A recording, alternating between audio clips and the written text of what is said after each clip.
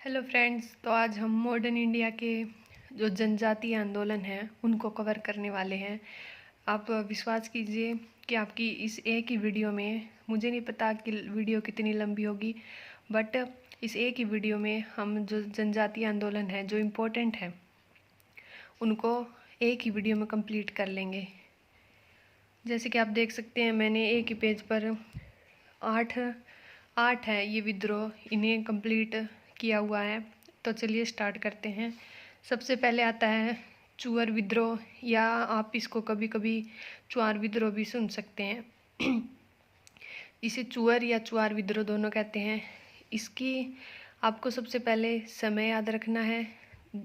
ये अलग अलग समय पर उठा था, मतलब इसमें जान आई थी, पर ये विद्रोह क्या थे, ब्रिटिश ईस्ट इंडिया के अंडर आते थे, इसलिए इन विद्रोह को सरकार के द्वारा, ब्रिटिश ईस्ट इंडिया कंपनी के द्वारा समय समय पर दबा दिया जाता था। पर इनको अच्छी लीडरशिप मिलने के कारण ये दोबारा उठ खड़े होते थे, बट अच्छा सपोर्ट न होने के कारण ये फिर से इनको दबा दिया जाता था सरकार द्वारा। तो आपको ये समय याद रखना है, 1772 से 1795, फिर 1816 में अलग अलग समय पर ये पुनः जागृत हुए थे। और ये क्षेत्र है बांकुरा जिला और घाटशिला मिदनापुर। और इसके जो कुछ प्रमुख नेता हैं, जैसे जगन्नाथ सिंह दड़का के, श्याम गंजन, माधव सिंह, कलियाल पाल के, सुबाल सिंह, राजा मोहन सिंह जैसे कुछ प्रमुख नेता थे, जिसने इस चुआर विद्रोह को आगे बढ़ाने और इन चुआर जो जनजाति थे इन लोगों को प्रोत्साहित करने में अपनी भूमिका निभाई थी। और इसके कारण थे जैसे कि अकाल और भू राजस्व, बढ़ी हुई मांग थी। बट इसके पीछे भी एक कारण था, क्योंकि ये चुआर जनजाति थी, ये आदिवासी लोग थे, ये मूल रूप से किसान होते थे, कृषि करते थे और शिकार करते थे, जंगलों पर निर्भर रहते थे। इसलिए इस कारण, और जो सरकार थी उन्होंने राजस्व में इतनी भारी मांग कर दी थी, जिससे आर्थिक संकट भी आ गया था और अकाल जैसी भी स्थिति उत्पन्न हो गई थी। परंतु सरकार ने जो भू राजस्व था इसको कम नहीं किया था। तो ये जो चुआर जनजाति के लोग थे, सरकार ने इनको इतना मजबूर कर दिया कि राजस्व देने पर, और जो भारी कर थी, करों की लागत इतनी ज़्यादा बढ़ा दी थी, अकाल भी पड़ा हुआ था, बट सरकार ने इन पर इतनी ज़्यादा ये शर्तें थोप दी थी कि जो चुआर आदिवासी के लोग थे इन्होंने हथियार उठा लिए थे। जो हजारों चुआर जनजाति के लोग थे इन्होंने हथियार एकत्रित किए और ये हथियारों के साथ इन्होंने आंदोलन करना स्टार्ट कर दिया, जगह जगह पर विद्रोह करना स्टार्ट कर दिया। बट इसका कुछ फ़ायदा नहीं हुआ। परिणाम ये हुआ कि इस विद्रोह को अंग्रेज़ों ने बहुत ही क्रूरता के साथ दबा दिया था। क्रूरता मतलब जैसे कि बहुत ही जो जनजाति थी इसमें अंग्रेज़ों द्वारा मारे गए, किसी को कैद कर लिया गया, किसी को गोली मारकर उनकी मृत्यु कर दी थी। इसलिए इसका कोई लाभ नहीं हुआ। बट हाँ, सरकार ने उनके ऊपर थोड़ा बहुत ध्यान तो दिया ही था। फिर आता है कोल विद्रोह। इसका समय था 1831 और प्रमुख नेता थे बुद्धो भगत। आपने ये, आशा करती हूँ आपने सुना हुआ होगा।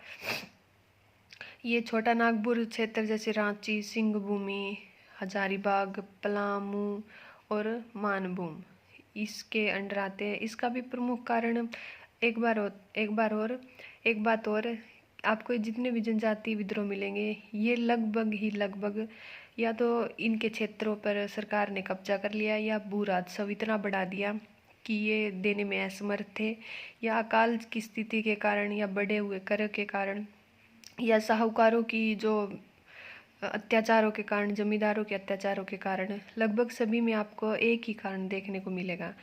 तो इसका भी था, साहूकार थे। साहूकार अपने आप से तो नहीं करते थे, अंग्रेज ही उन्हें कहते थे कि हमें भू राजस्व में इतना, मान लीजिए अगर 20% कर लेते हैं, तो जो सरकार थी वो 19/19 20 का 19वां भाग खुद रखती थी और 1% इन साहूकारों को मिलता था। इतनी इतनी कर की जो दरें थी वो लगाई जाती थी। इसलिए ये था, इसमें भी भारी करों की मांग के कारण ये विद्रोह स्टार्ट हुआ था। फिर आता है पहाड़ी विद्रोह। पहाड़ी विद्रोह, इसका भी समय 1778 था और जो क्षेत्र था वो राजमहल हिल्स थी। राजमहल कहाँ पर आती है, आशा करती हूँ आपको पता होगा। छत्तीसगढ़ और झारखंड की जो रेंज है उनमें आती है। इसके जो प्रमुख नेता थे, इसका भी आपको याद रखना है, बुद्धो भगत था और इसके थे राजा जगन्नाथ। इसका कारण था अंग्रेजों द्वारा जो पहाड़ी क्षेत्रों में रहते थे लोग, उनको वहाँ से भगा दिया गया। उनकी जो कृषि के जो क्षेत्र थे, जो कृषि भूमि थी, आपको पता है पहाड़ी क्षेत्रों पर इतनी नहीं होती, पर जितनी भी इनके पास थी, जितने भी इनके पास जो साधन थे, उनके ऊपर सरकार था जो अंग्रेजों द्वारा कब्जा कर लिया गया और इनको वहाँ से भगा दिया गया और क्रूर नीतियाँ इनके ऊपर अपनाई गई। इसलिए ये आंदोलन भी चल नहीं पाया। इसको भी सरकार के द्वारा बहुत ही क्रूरता के साथ इसका समाप्त कर दिया गया, इसको भी। फिर फोर्थ आता है मुंडा विद्रोह। मुंडा विद्रोह, इसका समय है 1899 से 1900 के तक। ये भी आपने देखा होगा, ये भी बहुत इम्पोर्टेंट है। और इसका क्षेत्र आता है छोटा नागपुर का जो क्षेत्र है वहाँ पर। इसके प्रमुख नेता थे बिरसा मुंडा।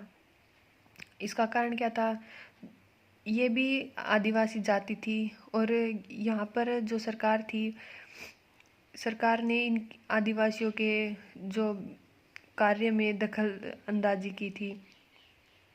आपको पता है आदिवासी जनजाति अपने आप में ही खुश रहती है, बट सरकार ने क्या किया कि जो ये गैर आदिवासी थे, जो आदिवासी समूह से नहीं बिलोंग करते थे, उनको इन जो आदिवासी थे इनके क्षेत्रों में लाकर वहाँ पर कृषि करवाना स्टार्ट कर दिया। उन किसानों को इनकी ज़मीन पर बसने और खेती करने के लिए आमंत्रित कर दिया था, जिसके कारण जो ये आदिवासी थे, मुंडा आदिवासी थे, इनको इनकी ज़मीनों से बेदखल कर दिया गया था। इनको ना ही कोई अधिकार थे अपनी भूमि पर, ये जो अधिकार थे वो खो चुके थे। बस ये वहाँ पर जबरन मजदूरी करते थे या फिर बेगारी करते थे। इनको अपनी ज़मीन पर कृषि करने का कोई अधिकार नहीं था। और इसके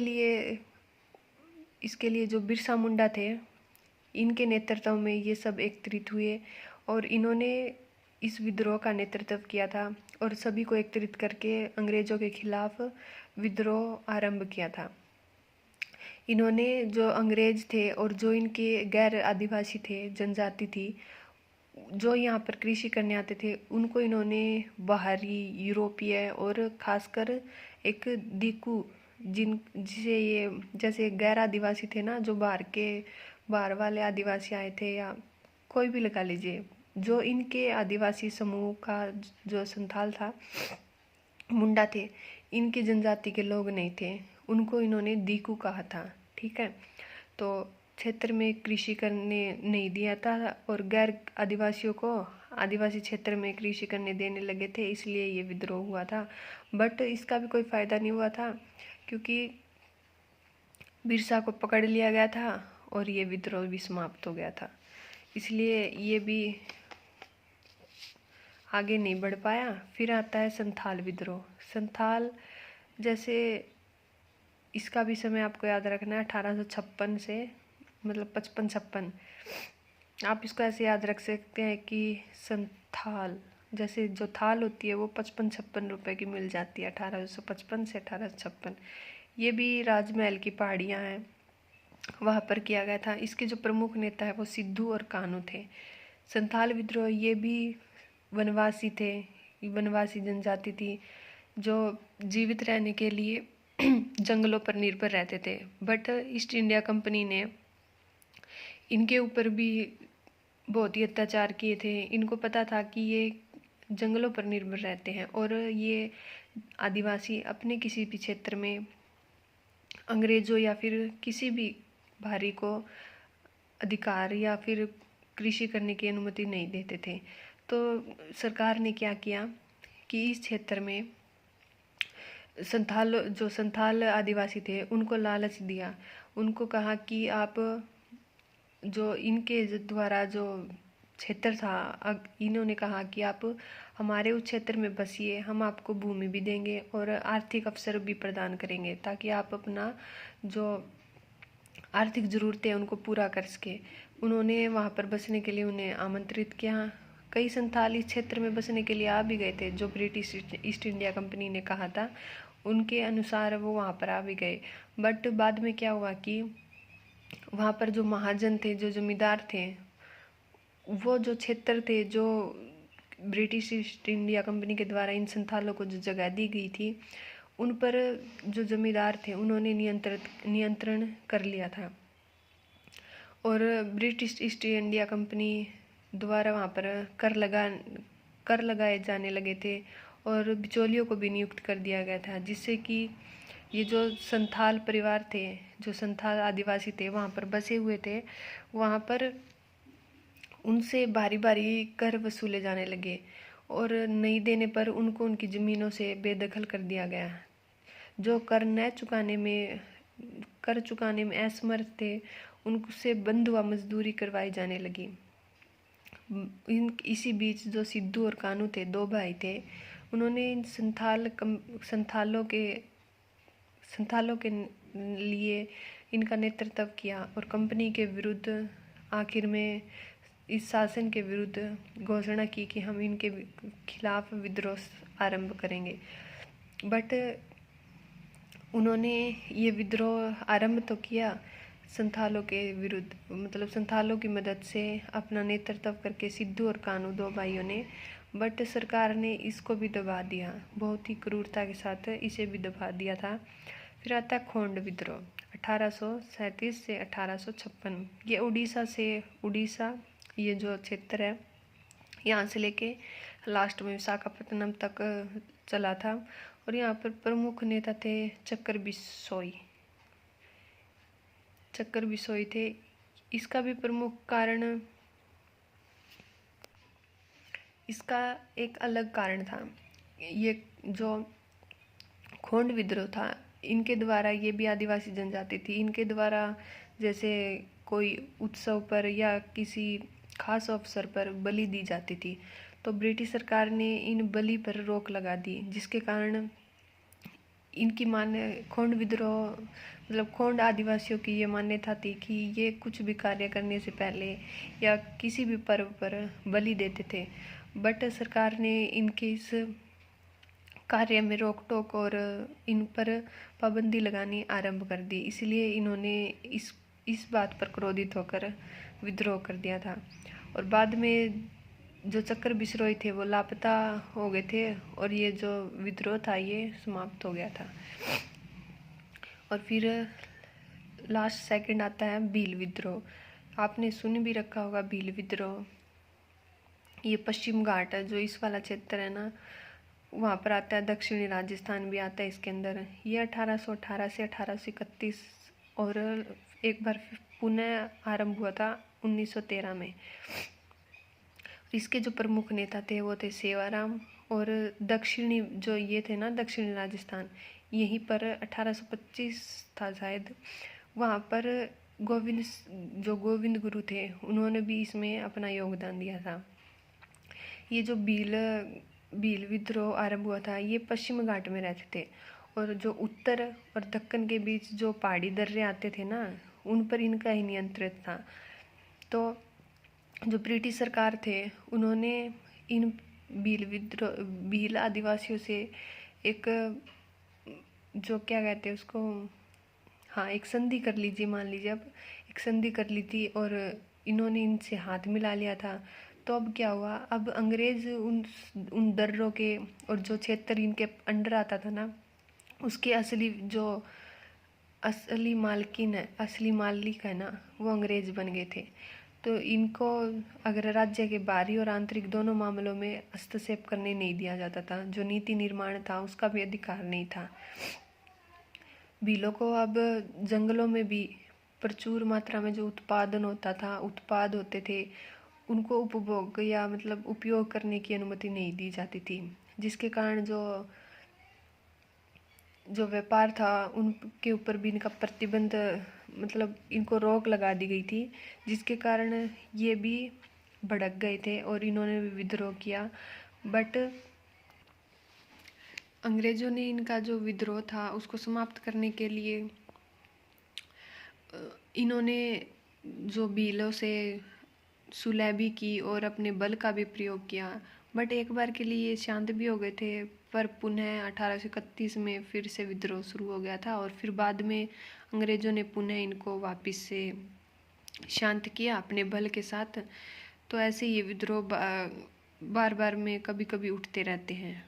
फिर लास्ट आता है रामसी विद्रोह। ये 1822 में एक बार जागृत हुआ था और फिर 1825 से 26 के अंदर चला था। ये पश्चिमी घाट वाला जो पूरा क्षेत्र है ऐसे जो आता है उसके अंतर्गत आता है। इसके जो प्रमुख नेता थे वे चित्तूर सिंह थे और पूना के जो उमाजी नाइक थे। विद्रोह का कारण था विलय नीति। आपको पता है ये पश्चिमी क्षेत्र था जहाँ पर मराठा, महाराष्ट्र में मराठा, और जो ये मराठा के अंतर्गत आता था पश्चिमी घाट पूरा। इसमें क्या हुआ कि आपको पता है ब्रिटिश ईस्ट इंडिया कंपनी के जो इन्होंने अपना प्रचार प्रसार किया था, जैसे अपना क्षेत्र विस्तार किया जिसमें मराठा भी शामिल थे। मराठाओं को हराकर इन्होंने मराठा क्षेत्र पर अपना अधिकार कर लिया था, जिसके अंडर ये रामसी विद्रोह भी आता था मराठा प्रशासन के अंतर्गत। तो रामसी विद्रोह जो ये क्षेत्र था इस पर भी सरकार ने इसको भी अपने अंडर मिलाने की कोशिश की। तो ये रामसी विद्रोहियों ने उसके खिलाफ भी विद्रोह कर दिया था। फिर जो अंग्रेज़ थे उन्होंने रामसी जो लोग थे इन्होंने विद्रोह किया और अंग्रेज़ों को भी पता था कि यहाँ के जो लोग हैं पश्चिमी घाट वाले, महाराष्ट्र और कर्नाटक वाले क्षेत्र वाले, इन लोगों को गुरिल्ला युद्ध नीति आती है जो कि अंग्रेज़ों को नहीं आती, जिसमें कि ये जो रामसी विद्रोह वाले थे ये माहिर थे। इसलिए अंग्रेज़ों ने इनसे शांतिपूर्ण तरीके से इस स्थिति से उभरने का प्रयास किया और इनको उनमें से कुछ को जो पहाड़ी पुलिस है उनमें भर्ती किया और इनको थोड़ा लालच देकर अपने अंडर मिला लिया था। ऐसे ही ये विद्रोह भी समाप्त हो गया था। आशा करती हूँ कि आपको आज के जो जनजाति विद्रोह थे सभी के सभी 8 थे जो कि हर बार पूछे जाते हैं वो समझ में भी आए होंगे। अगर नहीं आए तो वीडियो को एक बार दोबारा ज़रूर देखिएगा। अगर आपके पास बुक हो तो आप इनको दोबारा से रिवाइज कर सकते हैं। तो ये थी हमारी आज की वीडियो को लाइक एंड सब्सक्राइब ज़रूर कीजिएगा। Thank you so much.